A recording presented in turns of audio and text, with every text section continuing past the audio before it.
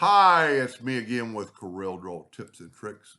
Pretty neat little trick to make a graphic like this. And if you wanted to, you could take, um, it's like a stained glass effect, and I would use light colors and fill these in and make it look like stained glass.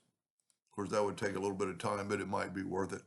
So I just took a manger scene off the internet, and I'm going to fill in with black the manger scene and move it over and fill in the star.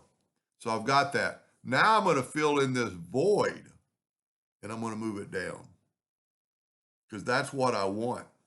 Now I'm going to take a rectangle bigger than the one you have, or to cover that up, I'm just going to make it blue.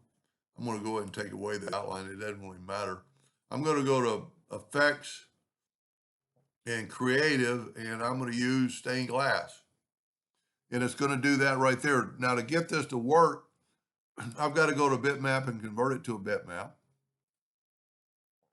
And then I'm going to go and trace it. I'm going to trace bitmap, outline trace, clip art.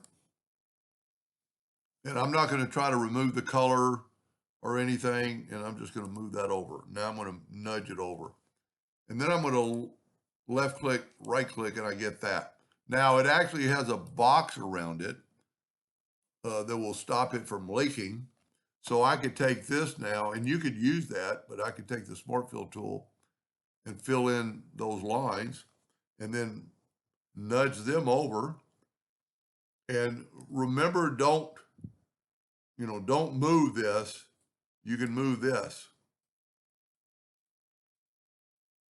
and put it up over your graphic. And I'm going to go up here to intersect and intersect it, and look at that. Now, you know what? That's the opposite of what I want. Because no, that's it. And then I can move that over to there. Yeah, that's what I want. I don't want Joseph and Mary and the baby and the sheep be colored in. And you could, because we did this separately, you could make the star, take away the outline and do a lot. Man, you could really color this in. You know, I would use, faint colors, and I might even do this to, before I make the icon for it, and just, get one color and keep repeating it, and then get another color. And like I said, I would use light colors. Anyway, that's pretty cool. Now if you were gonna engrave it, you wouldn't want to fill in these colors. But if you're gonna print that, that's pretty cool. Anyway, I hope that helped a little bit. Thank you for watching.